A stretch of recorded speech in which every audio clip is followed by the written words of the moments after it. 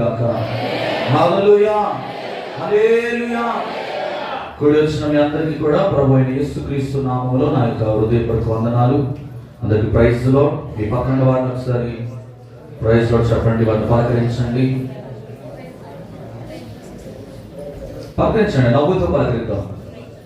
నవ్వుతూ పక్కన వారికి సెకండ్ ఇచ్చి హలో బ్రదర్ సిస్టర్ బాగున్నారా అడగండి. అడిగానా? రైట్, మంచిది.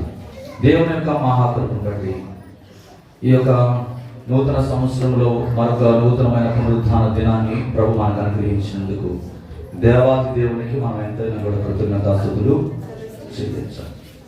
ఆయన కృప లేకపోతే మనం ఉండేవాళ్ళం కాదు. ఆయన కృప లేకపోతే మనం బ్రతికేవారము.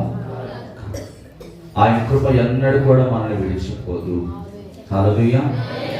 ఈ యొక్క నూతన సంవత్సరంలో ప్రియమైన వాళ్ళారా, గతించిన కాలం అంతా దేవుడు నిన్ను కాచి కాపాడి మరొక నూతన సంవత్సరంలో మరొక నూతనమైన పునరుత్థాన దినాన్ని దేవుడు నీ జీవితంలో అనుగ్రహించాడు.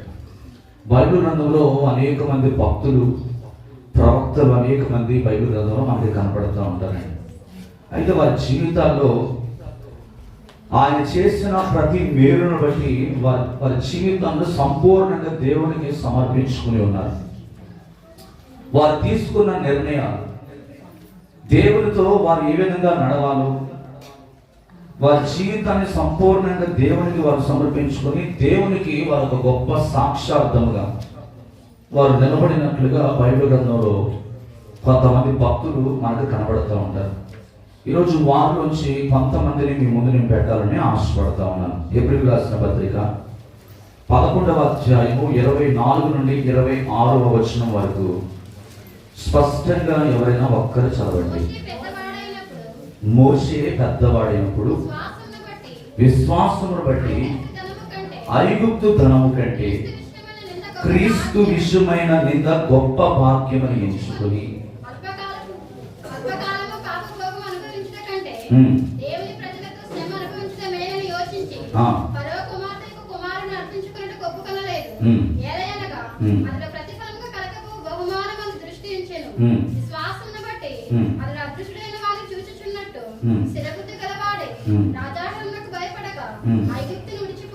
చాలండి. దేవునికి స్తోత్రం కలుగునుగాక.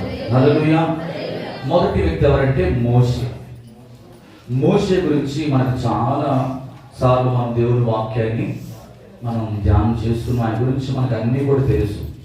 అయితే ఆయన తీసుకున్న నిర్ణయాల గురించి మాత్రమే ఈరోజు నేను మీ ముందు పెట్టాలని ఆశపడతాను. దేవుని కొరకు సకల బోధ భాగ్యములను మోషే గారు ఏం చేసుకున్నారండి? ఏం చేశాడు? విడిచిపెట్టాడు. ఎంతమందిని నడిపించాడు? మోషే ఎంతమందిని నడిపించాడు? ఇశ్రాయేలు ప్రజలు ఎంతమంది?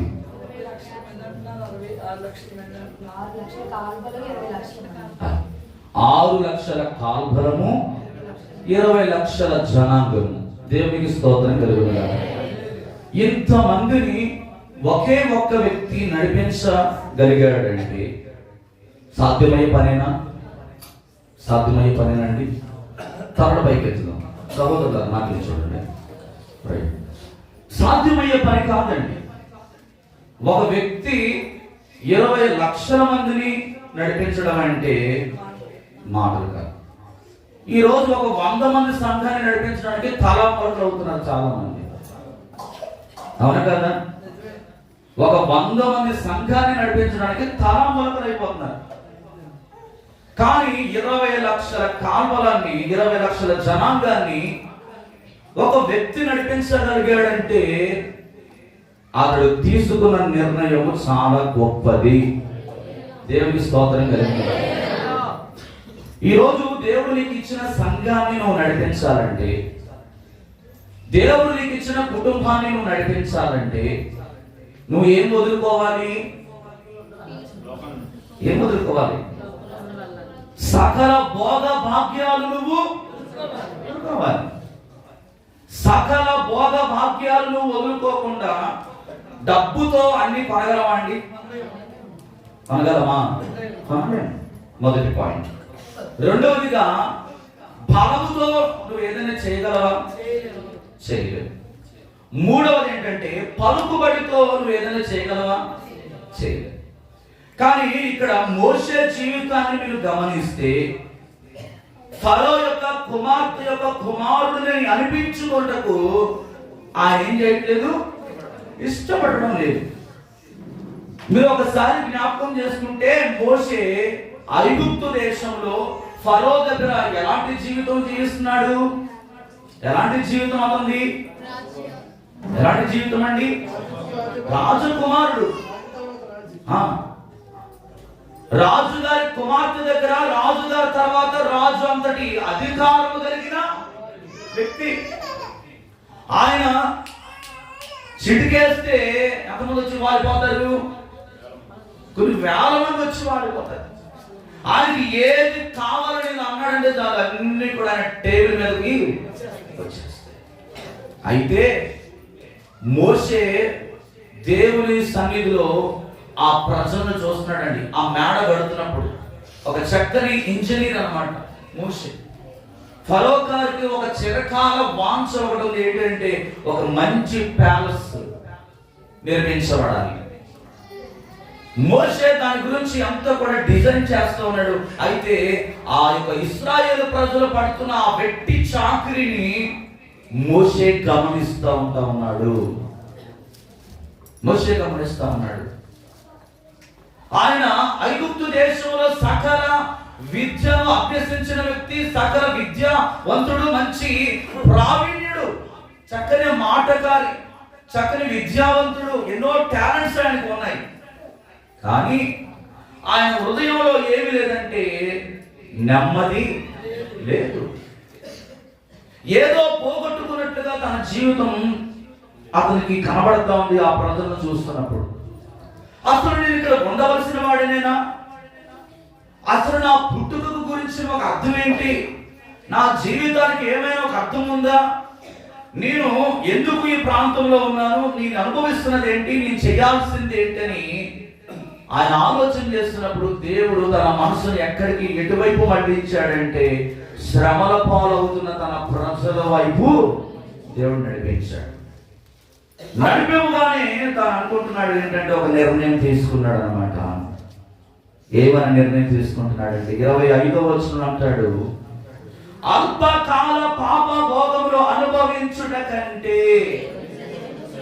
దేవుని ప్రజలతో శ్రమ అనుభవించుట మేలని ఎంచి అనే మాట అక్కడ మనకు కనపడుతుంది. ఈరోజు లోకంలో ఉన్న అన్ని కూడా ఏంటండి? అల్పకాల పాప భోగములు. ఈ 2026వ సంవత్సరంలో నీవు ఒక మంచి నిర్ణయాన్ని తీసుకోవాలి. ఏంటా నిర్ణయం అంటే, ఈ లోకములో నీవు సుఖ భోగాలను అనుభవిస్తున్నట్లయితే నువ్వు దేవుణ్ణి వెంబడించలేవు. అవునా కాదా? ఎంతమంది దీనికి అగ్రీ అవుతారు?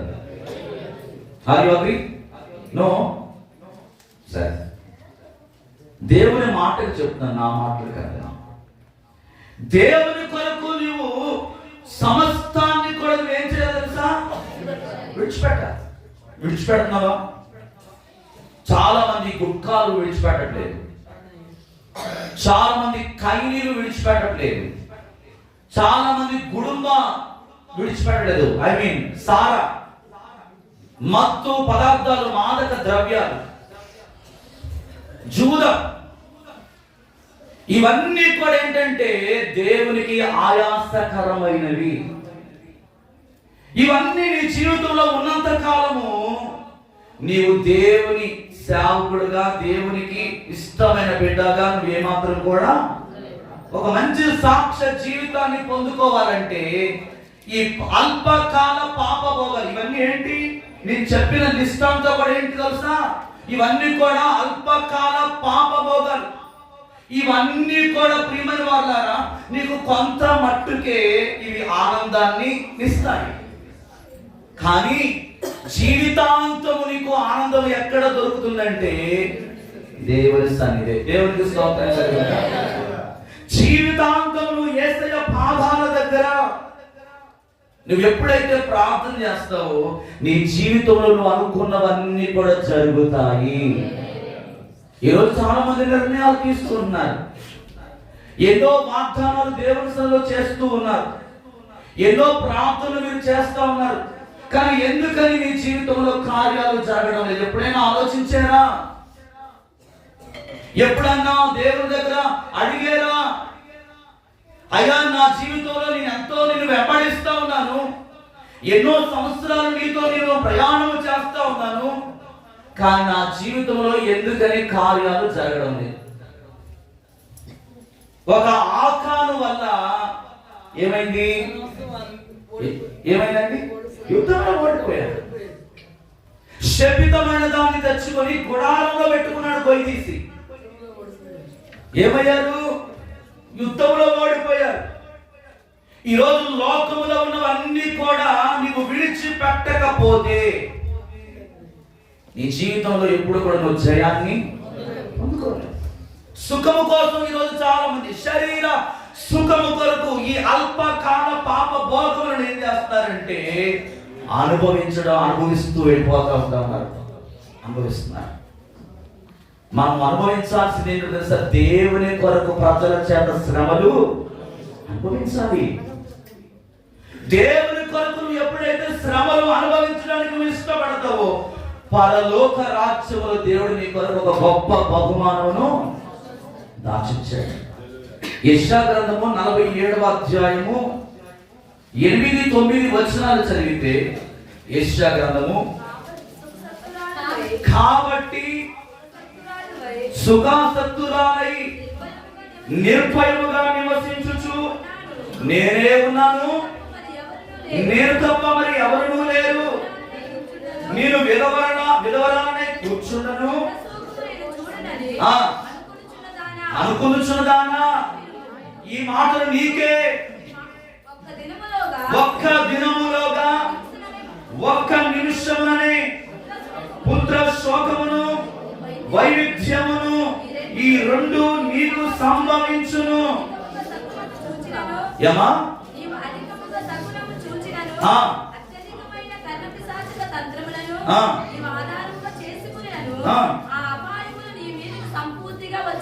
దేవునికి స్తోత్రం కలుగును గాక. హల్లెలూయా. ఏంటండి, ఈరోజు చాలా మంది ఏం చేస్తారంట? సుఖాసక్తురాలై, అంటే సుఖానికి అలవాటు పడిపోయి చాలా మంది ఏం చేస్తారంట? మాకు ఏ కష్టాలు కూడా రావు, మేము ఏ ఇబ్బందులు కూడా వెళ్ళాము, మాకు విస్తారమైన ధనం ఉన్నది, మాకు విస్తారమైన శరీరంలో బలం ఉన్నది, మా వెనకాతలు అనేక మంది మాకు అండగా ఉన్నారు, మేము ఎలా ప్రవర్తించినా, మేము ఎలా నడిచినా, మేము ఏ విధంగా జీవించినా కూడా మాకు ఏమి నష్టము జరగదు అని అనుకున్న చాలా మంది. వాళ్ళ గురించి మాట్లాడుతున్నాడు ప్రవక్త. ఈ విషయం ఏమంటున్నాడంటే, ఇదిగో నీవు ఏమాత్రం కూడా అనుకోకు, ఒక్క దినములోగా ఒక్క నిమిషమునని పుత్ర శోకమును వైవిధ్యమును ఈ రెండు నీకు. ఈరోజు చాలా మంది ఏం చేస్తారంటే శకున గాండ్రను చూసుకుంటున్నారంట. ఇంకేం చూసుకుంటారండి? కర్ణ పిశాచ తంత్రముల వైపు ఆధారపడుతున్నారు. కాసేపు యేసు ప్రభు హల్లెలూయా స్తుతి మహిమ, ఆ తర్వాత కాసేపు ఏం చేస్తున్నారు? తాయెత్తులు, తాళ్ళు, దారాలు అయ్యి. అంటే ఇవన్నీ ఏంటంటే లోక సంబంధమైనవి ఇంకా మీ జీవితంలో ఏం చేస్తా ఉన్నాయి? ఏలుబడి చేస్తా ఉన్నాయి. నీ ఇంట్లో ఒక ప్రార్థనా పరుడు ప్రార్థన చేస్తా ఉన్నాడు, కానీ ఆ ప్రార్థనా పరుడు యొక్క ప్రార్థన ఫలించాలంటే ఇంట్లో ఉన్న ప్రతి ఒక్కరు కూడా ఏం చేయాలి? ప్రార్థనలో ఏకీభవించాలి. దేవునికి స్తోత్రం. ఒకరు ఒక దారి గుండా వెళుతూ ఇంకొక దారి గుండా వెళుతున్నారు అనుకోండి, దేవుని కార్యాలు ఎప్పుడూ కూడా నీ జీవితంలో జరగవు. నీ సుఖాశక్తిని విడిచిపెట్టాలి. ఏమి తిందుమా, ఏమి ధరించుకుందామని అన్న వస్త్రముల గురించి మనం ఎప్పుడు కూడా ఆలోచన చేయకూడదు. మనము నలగగొట్టబడాలండి. హల్లెలూయా. దేవుని కొరకు ఎప్పుడైతే నలగగొట్టబడతావో, దేవుని కొరకు ఎప్పుడైతే శ్రమను అనుభవించడానికి ఇష్టపడతావో, నీ జీవితంలో దేవుని మహిమను నువ్వు అనుభవిస్తావు. హల్లెలూయా. దేవుని ప్రత్యక్షతను మనం పొందుకుంటాం. ఆయన సన్నిధి మనము ఫలముగా అనుభవిస్తామండి. ప్రియమైన వారులారా, ఆంధ్ర ప్రాంతంలో ఒక తల్లి ఆ మధ్యలో చాలా మరి చక్కని సాక్ష్యము ఆమె ద్వారా వినపడింది. ఆమె చక్కగా వైరల్ అయింది. ఎవరండి? మార్తమ్మ గారు. ఆమె దగ్గరికి కొంతమంది కార్లు వేసుకుని వచ్చేసారు. కార్లు వేసుకుని వచ్చి ఏమన్నారంటే, అమ్మ ఈ గుడుసులో నువ్వు ఎందుకుంటావు? తాత చచ్చిపోయారు, తాత దేవుని రాజ్యానికి వెళ్ళిపోయారు కదా, నువ్వు ఒక్కదాన్ని ఎందుకుంటావు ఇక్కడ? మిమ్మల్ని కారులో తీసుకుని వెళ్తాం, మా ఇంటికి వచ్చామమ్మా అంటే ఆమె ఏమని చెప్పిందండి? నేను ఇక్కడే, నాకు అంత బాగానే ఉంది కదా. ఒక మనిషి జీవించడానికి, ఒక మనిషిని తలదాచుకోవడానికి ఒక చిన్న గూడు చాలు కదా. నాకు పెద్ద పెద్ద బంగళాలు అవసరం లేదు. నాకు డబ్బులొద్దు. నాకు ఏ రోజు ఆహారం ఆ రోజు నా ప్రభు నా కడుపు నింపుతున్నాడు, ఇంకేం కావాలి అని చెప్పి ఏం చేస్తుందంటే దేనికి కూడా ఆమె ఆకర్షితురాలవ్వలేదు. దేవునికి స్తోత్రం కలుగుగా. మన జీవితంలో సుఖాన్ని విడిచిపెట్టాలి. దేవుని కొరకు శ్రమ అనుభవించడానికి ఇష్టపడాలి. మోషే అల్పకాల పాప భోగములన్నిటిని కూడా ఏం చేస్తున్నాడంటే విడిచిపెట్టాడు. దేవుని ప్రజలైన ఇశ్రాయేలు ప్రజల కొరకు అతడు ఏం చేస్తున్నాడండి? ఏం చేస్తున్నాడు? నిందను శ్రమలను అనుభవించడానికి ఇష్టపడతా ఉన్నాడు. మత్తయి సువార్త 5వ అధ్యాయం 10-12 వచనాలు చదివితే, మత్తయి సువార్త 5వ అధ్యాయం 10-12 వచనాలు. నీతి నిమిత్తము పరలోక రాజ్యము వారిది. నా నిమిత్తము జనులు మిమ్మల్ని నిందించి హింసించి మీరు ధన్యులు, సంతోషించి ఆనందించుడి, పరలోకమందు మీ ఫలము అధికమగును. ఈలాగున వారు మీకు దేవునికి స్తోత్రం కలుగునుగా. హల్లెలూయా. ఏం చేయమంటాడండి? నీతి నిమిత్తం ఏం చేయబడాలి? హింసింపబడుతున్నావా? హింసించబడుతున్నారా? ఎవరైనా మిమ్మల్ని నిందించి అవమానపరిచి మీ మీద చెడ్డ మాటలు పలుకుతున్నప్పుడు మీరు సంతోషించి ఆనందంతో స్వీకరిస్తున్నారా? స్వీకరిస్తున్నారండి? ఆ మాటలకి మీరు ఎంతవరకు మీరు సహిస్తున్నారు? ఎంతవరకు మీరు వాటిని తీసుకోగలుగుతున్నారు? ఒకసారి ఈరోజు మన గుండె మీద చేయి వేసుకుని ఆలోచన చేద్దాం. మోషే సహించడానికి ఇష్టపడుతున్నాడు. మనం ఎప్పుడు కూడా ఈ వాక్యం చదువుకుంటాం. మోషే ఐగుప్తు తనము కంటే క్రీస్తు కొరకు నింద అనుభవించడానికి ఇష్టపడ్డాడండి అని అనేక సంవత్సరాల నుండి ఈ మాట చదువుతున్నాం. పేజీ అరిగిపోయింది, చిరిగిపోయింది, బైబిల్ కూడా మారిపోయింది. కానీ ఆచరణలో ఉందా? నీ ఆచరణలో పెట్టగలుగుతున్నావా? ఎవరైనా నిన్ను ఏదైనా అన్నప్పుడు నువ్వు ఓర్చుకోగలుగుతున్నావా? క్రీస్తు కొరకు నింద అనుభవించడం అంటే చెప్పడం కాదండి, అది మన క్రియల్లో కనపడాలి. ప్రభువు చెప్తున్నాడు తెలుసా? ఇంకేమంటున్నాడండి కింద? సంతోషించి ఆనందించుడి, పరలోకమందు మీ ఫలము అధికమగును. ఈలాగున వారు మీకు పూర్వమందు నా ప్రవక్తలు 13:21 కూడా చదివితే, మత్తయి సువార్త 13:21 ఒకసారి చూద్దాం. 13వ అధ్యాయము 21. అయితే అతనిలో వేరు లేనందున అతడు కొంతకాలం నిలుచును గాని వాక్యము నిమిత్తము శ్రమనైనను హింస అయినను కలుగగానే. ఈరోజు చాలా మంది ఏం చేస్తున్నారండి? అభ్యంతరపడి గుడి మానేస్తున్నారు. ఏం కలుగుతున్నాయి? అభ్యంతరం. ఏం లేదు, వాళ్ళు వేరు లేనందువలన. వాక్యం అనే వేరు ఎప్పుడైతే నీ జీవితంలో ఉంటుందో నువ్వేం చేయవు? కోపపడవు. శ్రమ అయినా కూడా, నిందలైనా, అవమానాలైనా నువ్వేం చేస్తావంటే భరించుకుంటూ వెళ్ళిపోతా ఉంటావు. ఒక మాట గుర్తుపెట్టుకోండి, ఒక వ్యక్తి శ్రమ అనుభవిస్తున్నాడంటే, అవమానములు భరించుకుంటూ వెళ్తున్నాడంటే అతడు ఏదో చేత కానివాడు కాదని కాదు, అతడికి జ్ఞానం లేదని కాదు, అతనికి బలం లేదని కాదు, అతనికి పలుకుబడి లేదని కాదు, అతనికి శక్తి లేదని కానే కాదు. అతనిలో ఎవరున్నారంటే దేవుడు ఉన్నాడు. దేవునికి స్తోత్రం. ఈరోజు అవమానించబడుతున్న వారందరితో నేను చెబుతున్న మాట ఏంటంటే, నువ్వు ఎప్పుడు కూడా కుమిలిపోవలసిన అవసరం లేదు, నీవు కృంగిపోవలసిన అవసరం లేదు, నువ్వు బాధపడవలసిన అవసరం లేదు. ఎందుకంటే పరలోకములో నీ ఫలం అధికమైపోతా ఉంది. నీవు పడుతున్న ప్రతి నిందకు ఆయన ఏం చేస్తున్నాడంటే లెక్క గట్టి నీ కొరకు బహుమానమును ఆయన అక్కడ సిద్ధపరుస్తున్నాడు.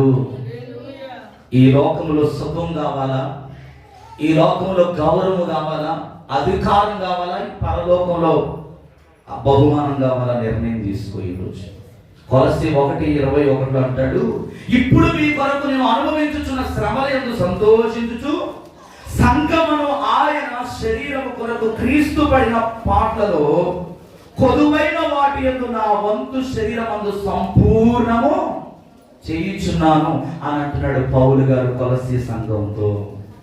ఇప్పుడు మీ కొరకు నేను అనుభవించుతున్న శ్రమల యందు ఏం చేస్తున్నాడంటే ఆయన సంతోషించుచు సంఘము అను ఆయన శరీరము కొరకు క్రీస్తు పడిన పాటలలో కొదువైన వాటి యందు నా వంతు. యేసుక్రీస్తు ప్రభు వారు 2025 సంవత్సరాల క్రితము ఆయన శ్రమపడి, ఆయన నీ కొరకు నా కొరకు గాయపరచబడి వేటినైతే వదిలివేసి వెళ్ళిపోయాడో వాటిని పౌలు గారు తన శరీరం అందు ఏం చేస్తున్నాడు? శ్రమ పడడానికి సంపూర్ణంగా నిశ్చయించుకుంటున్నాడు. దేవునికి స్తోత్రం కలుగునుగా. ఒక నిర్ణయాన్ని తీసుకుంటూ ఉన్నాడండి.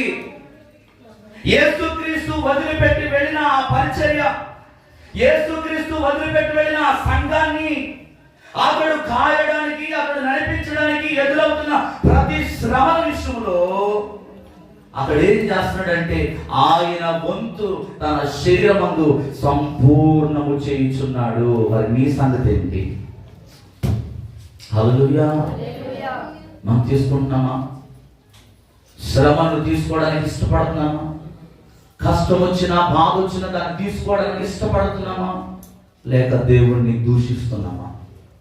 ఈరోజు మంచి నిర్ణయం నేను తీసుకోవాలి. 26వ వచనం అంటాడు, హెబ్రీ పత్రిక 11:26లో, ఫరో కుమార్తె యొక్క కుమారుడిని అనిపించుకున్నకు ఒప్పుకొనలేదు, యాలయనగా అతడు ప్రతిఫలముగా కలగబోవు బహుమానమందు దృష్టించాడు. దేనికోసం అండి? పరలోకములో కలగబోయే బహుమానం ఒకటి ఉంది. ఆ బహుమానం కొరకు అతడు ఏం చేస్తున్నాడంటే ఫరో యొక్క కుమార్తె యొక్క కుమారుడిని అనిపించుకోవడానికి. ఉదాహరణకి మీకు ఒక వ్యక్తిని నేను చూపిస్తాను. రూతు గ్రంథంలో మనం వెళ్తే 2వ అధ్యాయము 12వ వచనం ఒకసారి చూద్దాం. రూతు గ్రంథము 2వ అధ్యాయము 12వ వచనం. యెహోవా నీవు చేసిన దానికి ప్రతిఫలం ఇచ్చును.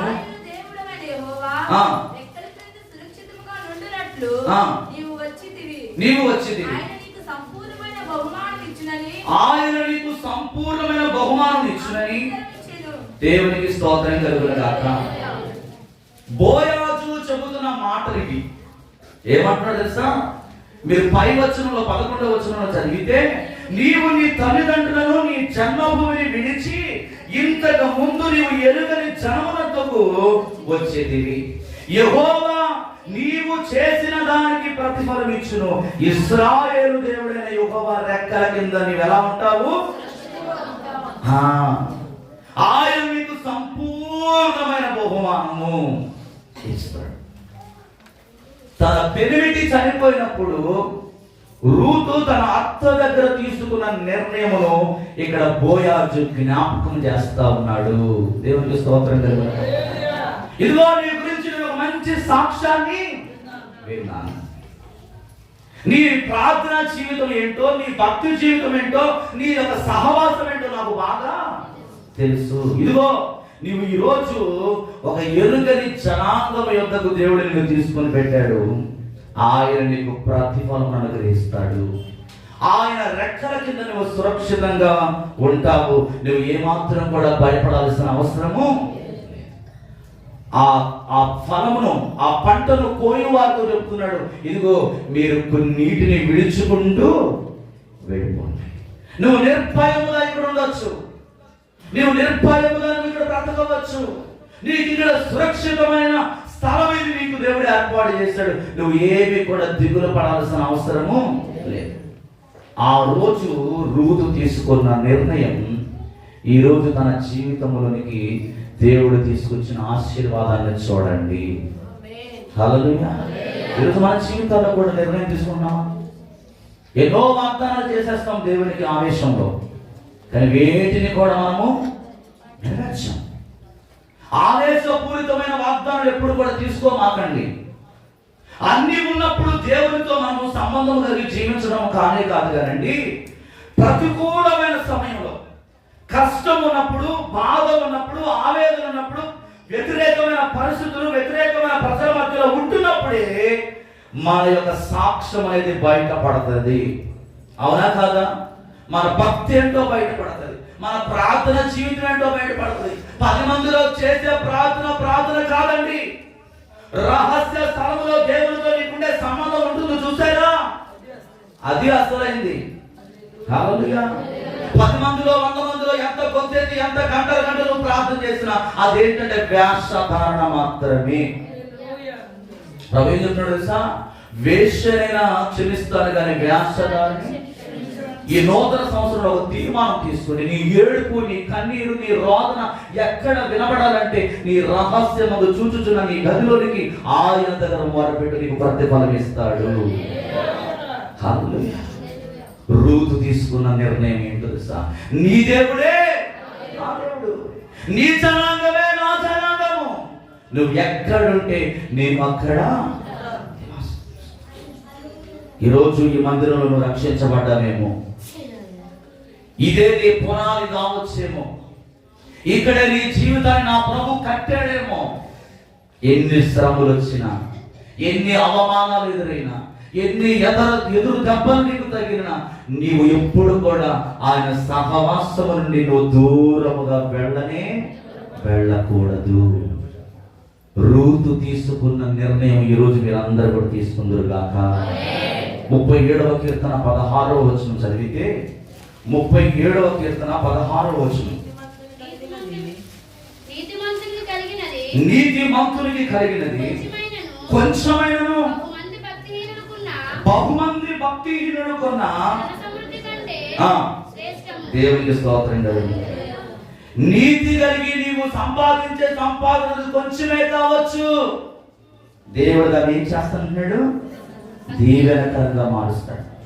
భక్తిహీనతలో నువ్వు ఎన్ని కోట్ల రూపాయలు సంపాదించినా అందులో ఏముండదు, నీకు ఆశీర్వాదం ఉండదు, నెమ్మది అనేది ఉండదు. ప్రియమైన వాళ్ళారా, అందుకే దేవుడు మోషేను గొప్ప ప్రవక్తగా, గొప్ప నాయకుడిగా, గొప్ప సేవకుడిగా మోషేను దేవుడు వాడుకున్నాడండి. ఈ రోజు దైవ కృప ప్రార్థనా మందిరంలో మోషే లాంటి సేవకురాండ్లు లేపబడుదురుగాక. క్రీస్తు కొరకు నింద అనుభవించేవారు లేపబడాలండి సంఘంలో. అప్పుడే దేవుని కార్యాలు బలంగా జరుగుతాయి.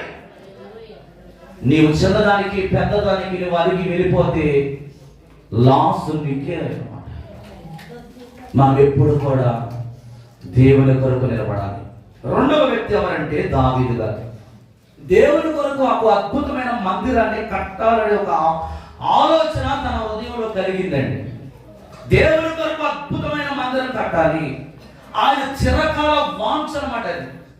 అయితే అతడు జీవించిన జీవితాన్ని గురించి మనం ఆలోచన చేస్తే ఆయన ఒక మాట చెప్తున్నాడు. 23వ కీర్తన 6వ వచనంలో, 23వ కీర్తన 6వ వచనం, నేను బ్రతుకు దినములన్నీయు కృపాక్షేమములే నా వెంట వచ్చును. చిరకాలము యెహోవా మందిరములో ఏమంటున్నాడండి? చిరకాలము. నేను బ్రతికినంత కాలం ఎక్కడ ఉండాలనుకుంటున్నాడు ఆయన మందిరములో. దేవునికి స్తోత్రం. ఆయన మందిరంలో ఏముంది? ప్రసన్నత ఉంది. ఆయన మందిరములో ఆయన మహిమ దాగుంది. ఆయన మందిరంలోకి వచ్చి నువ్వు కూర్చుంటే, ఆయన మందిరంలోకి వచ్చి ఆయన మాటలు వింటే నీవు బ్రతుకుతావు. దేవునికి స్తోత్రం కలుగునుగాక. ఆయన మందిరంలో ఏముందంటే సర్వ సమృద్ధి ఉంది. దావీదు అది కోరుకుంటున్నాడండి. నేను మందిరం కట్టాలి, ఆ మందిరంలో దేవుని ప్రసన్నతను నేను చూడాలని ఆశ దావీదు హృదయంలో కలిగి ఉంటా ఉన్నాడు. ఈరోజు నీ ఆశ ఏంటి?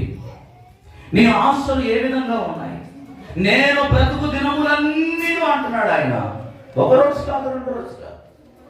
ఆయన జీవించినంత కాలం కూడా కృపాక్షేమములు నా వెంట రావాలి.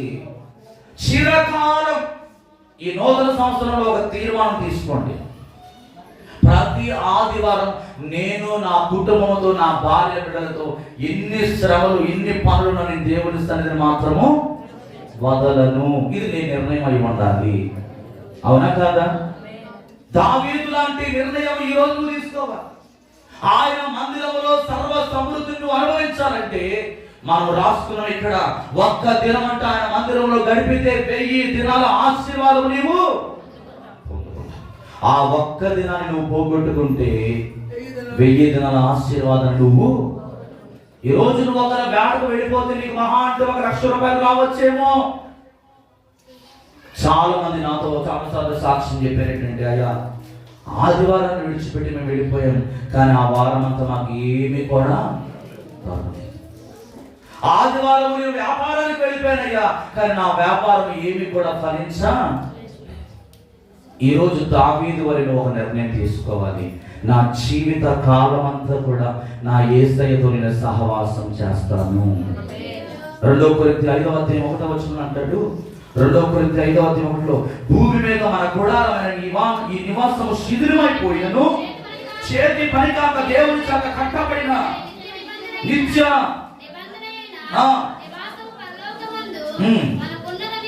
దేవునికి స్తోత్రం. నివాసం అంటే ఒక ఇంటి గురించే దేవుడు ఇక్కడ చెప్పట్లేదండి. నీ జీవితంలో దేవుని కంటే ఏదైతే నువ్వు ఎక్కువగా అనుకుంటున్నావో, దేవుని కంటే ఏది ఎక్కువగా ప్రాధాన్యత ఇస్తున్నావో, వాటన్నిటిని కూడా ఒకరోజు శిథిలమైపోతాయి. అవన్నీ కూడా పాడైపోతాయి. అవన్నీ కూడా మాయమైపోతాయి. నువ్వు కట్టుకునే వస్త్రం కావచ్చు, నువ్వు కొడుకున్న ఏదైనా కావచ్చు, నువ్వు వాడే సెల్ ఫోన్, నువ్వు ఉంటున్న నివాసం, నువ్వు తిరిగే బైక్, కారు, ఎవ్రీథింగ్ ఏదైనా కూడా ఒకరోజు ఏమైపోతుందంటే శిథిలమైపోతాయి. దీనికి గ్యారంటీ లేదు. మనిషి జీవితానికి గ్యారంటీ లేదు. ఒక డాక్టర్, ఒక వైద్యుడు నువ్వు ఎప్పుడు చనిపోతావో, ఏ నిమిషంలో, ఏ గంటలో, ఏ సెకండ్లో చచ్చిపోతావో, ఎంత పెద్ద చదువు చదివిన డాక్టర్ అయినా కూడా చెప్పాలి. భువనేశ్వర్లో పెద్ద హాస్పిటల్, పేరు ఉన్న హాస్పిటల్ ఏదండి? సో సరే చెప్పండి. భువనేశ్వర్లో పెద్ద హాస్పిటల్, అపోలో అనుకుందాం. ఒక డాక్టర్ని కన్సల్ట్ చేయాలంటే 1 గంటకి ఎంత ఫీజు తీసుకుంటాడు? 1000 రూపాయలు అనుకుందాం. హైదరాబాద్ లో ఒక మంచి పెద్ద హాస్పిటల్ ఉంది, స్టార్ హాస్పిటల్. అక్కడికి ఒక వైద్యుడిని కన్సల్ట్ చేయడానికి వెళితే ఎంత తీసుకుంటాడు తెలుసా? 10,000 రూపాయలు తీసుకుంటాడు.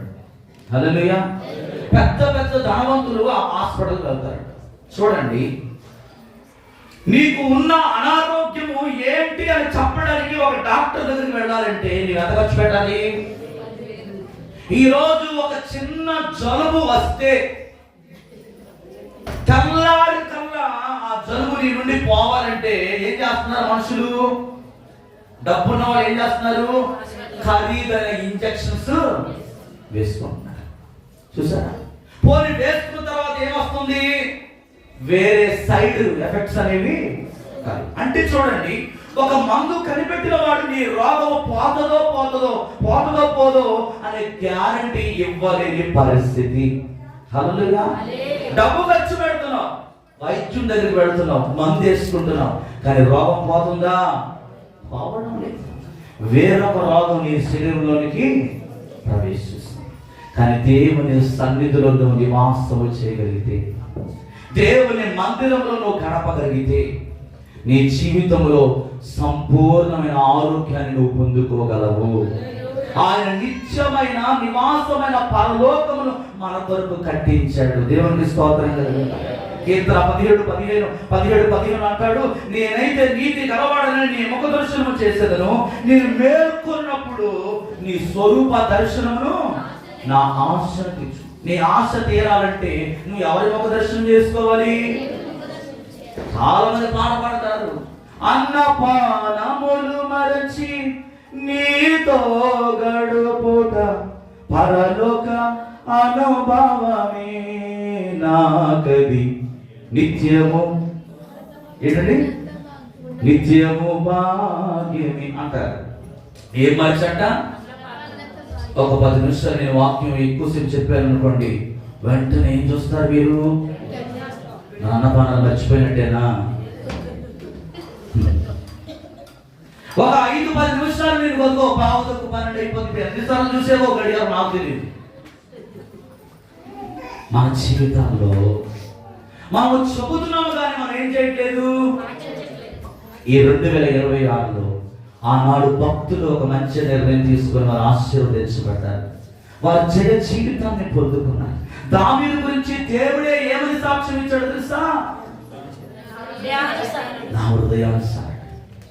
దేవుని హృదయాన్ని గెలుచుకోవడం అంటే అంత ఆషామాషి కాదండి. దేవుని హృదయాన్ని సంతోష పెట్టాలంటే ఆయన నాడిని మనం తెలుసుకోవాలి. హల్లెలూయా. డాక్టర్ దగ్గరికి పోగానే ఏం చేస్తాడు? నీ నాడి పట్టుకుంటాడు కదా. నీ నాడి పట్టుకుని నీ పరిస్థితి ఏంటో చెప్పేస్తాడు. యేసయ్య నాడి నువ్వు పసి కట్టగలగాలి. ఆయన నీ నుండి ఏమి కోరుకుంటున్నాడు, నువ్వు ఎలా ఉంటే ఆయనకి ఇష్టమో నువ్వు ప్రతిరోజు ఆయన గడపల యొద్ద నువ్వు కాచుకొని ధ్యానం చెయ్యాలి.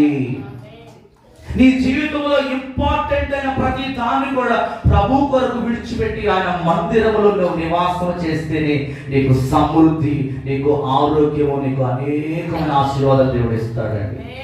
అపోస్తల కార్యం 13:22 ఒక మాట ఉంటుంది. అపోస్తల కార్యము 13:22. అపోస్తల కార్యం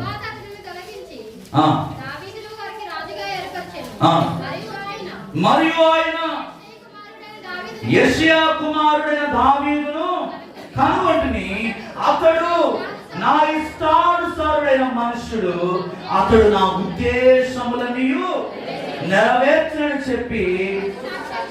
ఏం నెరవేర్చాడండి దావీదు? దేవుని యొక్క ఉద్దేశాలన్నీ కూడా నెరవేర్చాడు. ఆయన చిత్తం ఏంటో అదే దావీదు చేశాడండి. దావీదు జీవితంలో ఒక బెత్షెబా విషయంలో తప్ప ఎక్కడ కూడా దావీదు ఎటువంటి పాపము చేయలేదు. ఆ బెత్షెబా విషయంలో కూడా దావీదు ఎంతో పశ్చాత్తాపపడ్డాడు. దావీదు జీవితంలో చేసిన ఆ తప్పిదాన్ని బట్టి దేవుడు ఏం చేశాడండి? మందిరాన్ని కట్టనివ్వలేదు. ఆయన చేతులతో మందిరాన్ని కట్టనివ్వలేదు. దేవుని హృదయానుసారమైన దావీదు చేసిన ఆ అతిక్రమ పాపమును బట్టి మందిరాన్ని కట్టనివ్వలేదు. కానీ తన కుమారుడైన సొలొమోను చేత మందిరంను దేవుడు ఆయన దావీదును వదిలిపెట్టాడు. దేవుడు, నువ్వు పాపం చేసావయ్యా, నువ్వు నాకు అపవిత్రుడుగా నువ్వు జీవించావు, నా మాట వినలేదని దావీదు తోసేలే దేవుడు. దావీదును బట్టి దేవుని యొక్క సన్నిధి మహిమపరచబడ్డది. ఆయన ఆరాధన చేస్తుంటే, ఆయన సితారా తీసుకుని దేవుడిని కనపరుస్తూ ఉంటుంటే పరిశుద్ధాత్మ దేవుడు ఆ పరలోకములో ఆయన నేరుగా ఆయన ముందు తన సింహాసనమును వేసుకుని అలా కూర్చుండిపోయేవాడు. అంత మహిమతో దేవుణ్ణి ఆరాధించిన వ్యక్తి దావీదు. దావీదు దేవుడిని ఆరాధన చేస్తూ ఉంటుంటే దయ్యము పోయిందా పోలేదా? ఎవరిలో? ఈరోజు నువ్వు ఒక నిర్ణయం తీసుకో. నీవు ఆరాధన చేస్తున్నా, నీవు ప్రార్థన చేస్తున్నా, నీవు దేవునితో సహవాసం చేస్తున్నా, నీ కుటుంబంలో కార్యాలు జరగాలంటే నువ్వేం చేయాలి? దేవుని మందిరంలో నివాసం చేయాలి. ఇంకొక విషయం చెప్పేసి ప్రార్థన చేసేస్తాం. యెహోషువ గ్రంథము 24వ అధ్యాయంలో 14వ వచనం ఒకసారి చదివితే, యెహోషువ గ్రంథం, కాబట్టి మీరు యెహోవా యందు భయభక్తులు గలవారై ఆయనను నిష్కపటముగాను సత్యముగాను సేవించుచు మీ పితరులు నది అద్దరిని ఐగుప్తులో సేవించిన దేవదూతలను తోలద్రోసి ఎవరిని సేవించమని చెప్తున్నాడు? మోసే తర్వాత ఇశ్రాయేలు ప్రజలను ఒక మంచి నాయకత్వంలో నడిపించిన వారు ఎవరయ్యా అంటే ఒక యెహోషువ మాత్రమే.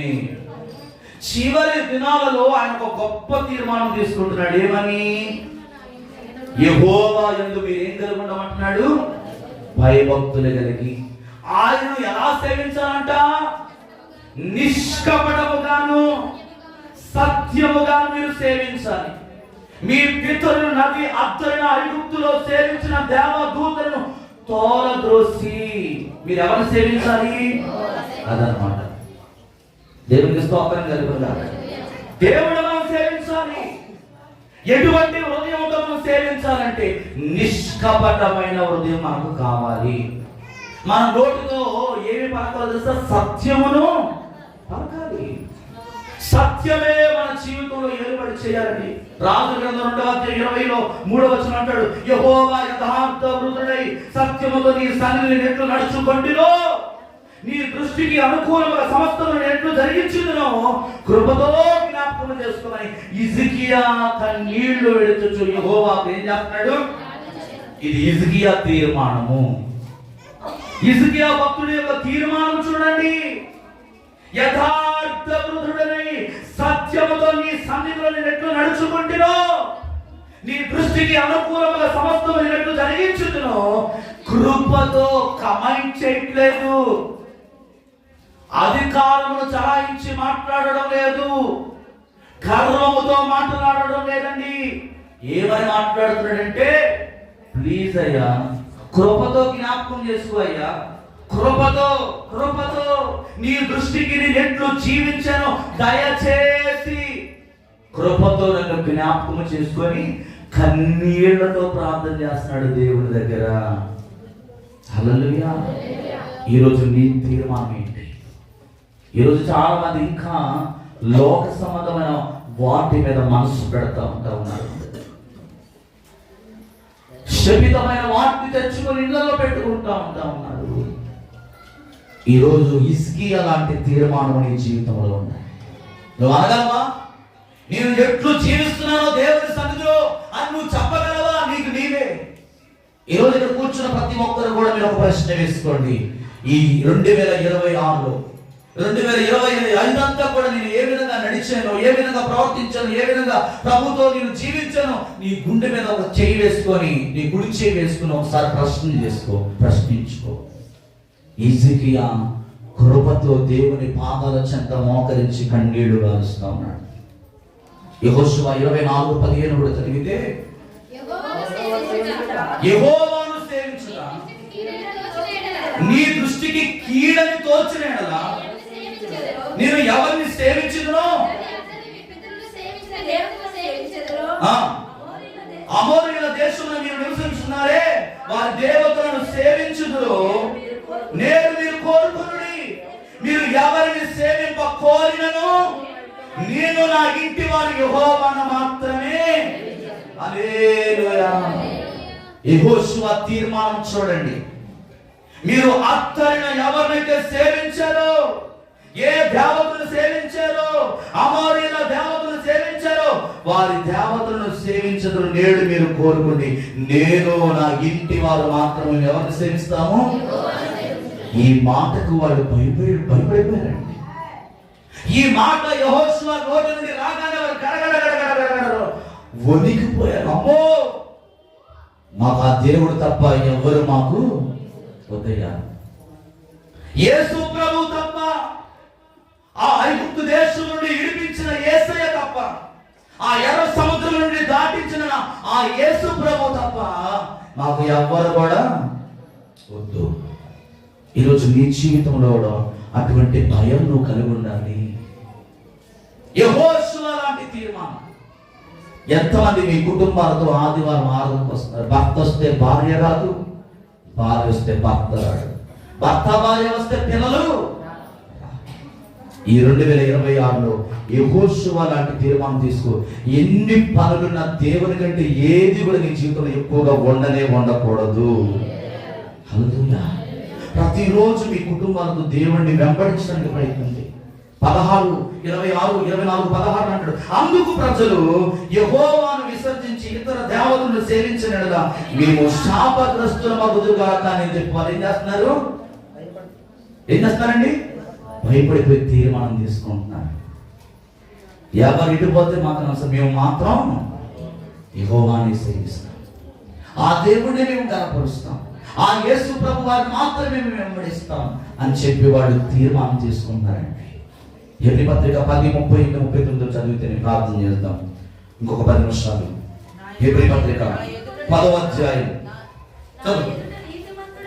నా ఎదుట నీతిమంతుడైన వాడు విశ్వాస మూలమున అతడు వెలుగు తీసిన యెడల అతని యందు నా ఆత్మకు సంతోషము ఉండదు. అయితే మనము నశించుటకు వెలుతీయ వారము కాము గాని ఆత్మను రక్షించుకున్నటకు దేవునికి స్తోత్రం కలుగును గాక. మన ఎదుట ఆయన నీతిమంతుడైన దేవుడు, ఆయన నీతిమంతుడు కనుక ఆయన నీతి నీలో ఏలుబడి చేయాలంటే నీకేముండాలి? విశ్వాసం ఉండాలి.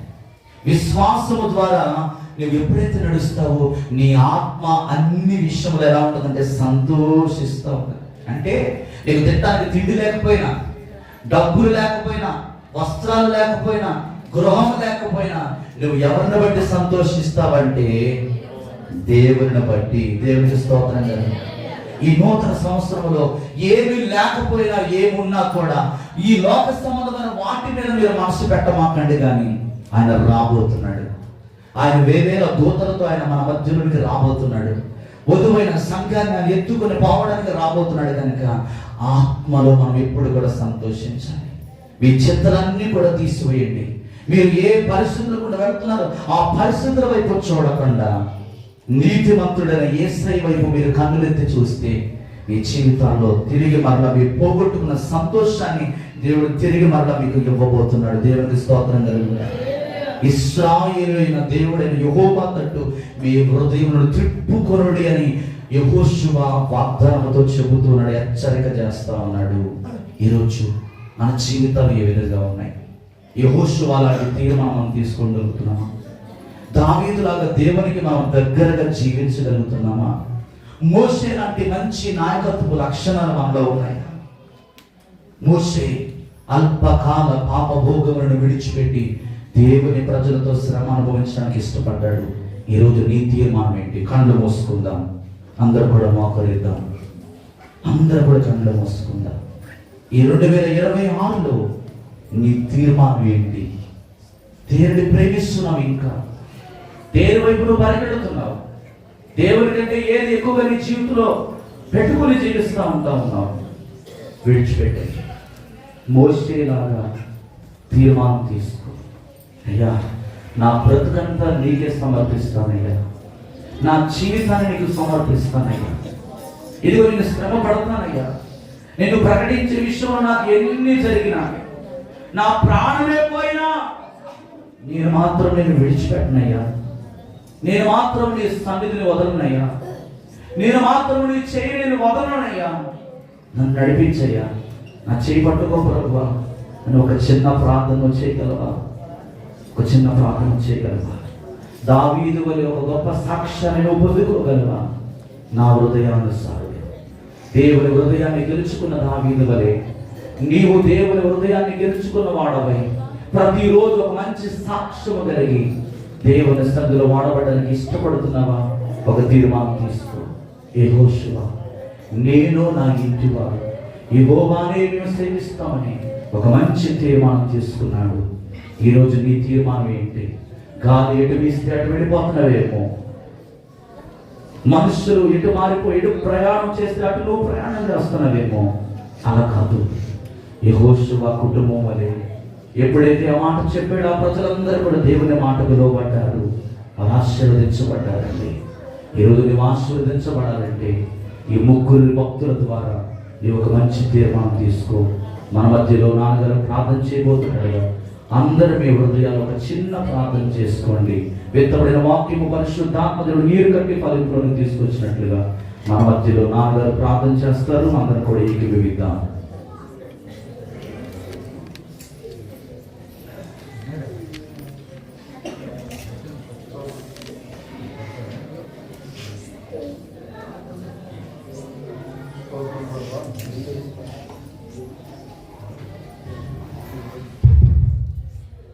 స్తోత్రం నాయనా, స్తుతి స్తోత్రం తండ్రి. పరిశుద్ధుడా పరిశుద్ధుడా వందనాలయ్యా. నిన్న నేడు దేవుడా స్తోత్రం ప్రభా. నాయన గడిచిన వారం నుంచి ప్రభా నాయన ఈ వారం వరకు ఎక్కడ పదపక్షంలో ఉన్న స్తోత్రం ప్రభా. నాయన నాయన నాయన ప్రభా ఎవరికి మందులు మాకు ఇస్తున్నావయ్యా. నాయన నాయన ఎంతో ఉంది ప్రభా. ఈ తోడలకు ప్రభా నాన్న కష్టాలపడి నాన్న బాధపడి ప్రభా నాయన ఈరోజు ఒకరిగా తెలుసుకుంటున్నా ప్రభా. మూడైదు సజీవులు వచ్చి ప్రభు సన్నిధిలో ప్రవేశపెట్టిన వందనాలు ప్రభా. స్తోత్రాలు అయ్యా. వందనాలు ప్రభా. నేను పాడే పాటలు మేము తండ్రి స్తోత్రం ప్రభా. శుద్ధి ఆనందంలోనే ఉన్నా ప్రభా. ఆత్మ నేను వారిన వాతావరణ ప్రభా. నాయన పాపులైన పద్ధతులు నీకులు ప్రభా. నాయన ఆత్మ ప్రభా నీరు ప్రభా కొమ్మని ప్రభా నీ పదార్థులు చేసుకోండి అయ్యా. స్తోత్రం ప్రభా. నాయన వందనాలు ప్రభా. నాయన ప్రభా శుద్ధి స్తోత్రం ప్రభా. నాయన వచ్చిన బిడ్డలందరినీ ఏ అక్కడితో వచ్చారు, ఏ బాధతో వచ్చారు ప్రభా. ప్రతి బాధలు తెచ్చండి, అక్కడ తెచ్చండి నాయన ప్రభా. నాయన వందనాలు ప్రభా. నాయన అవసరాలు తెచ్చండి ప్రభా. రోగులు స్వస్థపరచండి తండ్రి. నాయన వందనాలు ప్రభా. స్తోత్ర ప్రభా. నాయన పాట పాడని బిడ్డలు ప్రభా నాయన దీనించండి, ఆశీర్వదించండి. వాయిద్యాలు వాయించిన బిడ్డలు కూడా దీనించండి తండ్రి. స్తోత్రం ప్రభా. నాయన ఇంకా ప్రభా నాయన ప్రభా నాయన అనారోగ్యంగా ఉన్న బిడ్డలందరూ ప్రభా ఆరోగ్యం దయించండి అయ్యా. అలాగే ప్రభా నీ దాసు ద్వారా ప్రభా వర్తమానం అందించి ఉన్న ప్రభా దాసు దీనించండి, ఆశీర్వదించండి ప్రభా. నాయన ప్రభా నాయన ప్రభా దీవించండి. ఇచ్చింది ప్రభా కుమారులు దీవించండి ప్రభా. భార్యను దీవించండి ప్రభా. దూరదేశంలో తండ్రి ప్రభా మీరే కట్టేసి కాపాడండి ప్రభా. తండ్రి తండ్రి మీరే తండ్రి ప్రభా. ఆ బిడ్డకి ఒంటరిగా ఉండదు ప్రభా. నాయన మీరే ప్రభు సాయం చేయండి తండ్రి ప్రభా. స్తోత్రం నాయన. అలాగే ప్రభా నాయన ఎవరు ప్రభా నాయన అనారోగ్యంగా ఉన్నా ప్రభా మీరు ముట్టండి, స్వస్థపరచండి ప్రభా. నాయన నాయన ప్రభా నాయన పాపని ప్రభా నాయన ఎక్కడ ఉన్న ప్రభా మీ సన్నిధిలో ప్రభా నాయన స్మృతి బాకీ బిడ్డలు దయచేయండి. దూరదేశంలో ఉన్న ప్రభా బిడ్డలు ఎటువంటి అపాయాలు కాకుండా మీరే మైపరుచుకోండి. స్తోత్రం. అలాగే ప్రభా నాయన నీ బిడ్డలు ప్రభా నాయన ప్రభా నాయన కనీస సంవత్సరాలు ఎలా కాపాడా ప్రభా. ఈ సంవత్సరం అంతా ప్రభా మీరు అక్కడ పర్యాంతరం ప్రభా మమ్మల్ని అందరినీ ప్రభా మీ సన్నిధిలో ప్రభా ఎల్లప్పుడు ప్రభా సంతోషించే బాధ్యత దయచే ప్రభా. నాయన నీకు అక్కడ వస్తే ప్రభా నాయన దేవబాబు ప్రార్థన ప్రభా ఎంతబడి సంఘంగా తయారు చేయండి తండ్రి. స్తోత్రం ప్రభా. అలాగే ప్రభా నాయన మంది ప్రభా పెంటకొండ మార్చండి ప్రభా. నాయన సాధారణ చర్యలు ప్రభా నాయన ప్రభా నాయన మీరే మార్చండి. మీరే నాయన వాళ్ళ ప్రభా మాట్లాడండి తండ్రి. స్తోత్రం ప్రభా. అలాగే వచ్చిన బిడ్డలందరినీ పేరు పేరు పేరు పేరు దీవించండి ప్రభా. నాయన ఉన్నారు ప్రభా. అలాగే ప్రభా నాయన అర్పణైన ప్రభా నాయన కుటుంబం ప్రభా ఎల్లప్పుడు ప్రభా సన్నిధిలో ప్రభా నాయన సృష్టించి మోకరించి ప్రభా నేను వచ్చే భాగ్యం మా ప్రభా ప్రభావం దయచేయండి ప్రభా. అలాగే ప్రభా నాయన నాకు ఆరోగ్యం దయచేయండి ప్రభా. నాయన అనారోగ్యం ఉన్న ప్రభా నాయన నా ప్రభా నా దొరికిన ముట్టండి ప్రభా. నాయన ప్రభా మీరే ప్రభా స్వస్థపరచ ప్రభా. యెహోవా నాయన ప్రభా స్వస్థపరచండి తండ్రి. స్తోత్రం ప్రభా. అలాగే ప్రభా నాయన ప్రయాణం ప్రభా నా ప్రయాణం నాయన ప్రభా ఇటువంటి ప్రభా పరిపాటులో ప్రభా మీరే ప్రభుత్వం ఉన్నాను తండ్రి.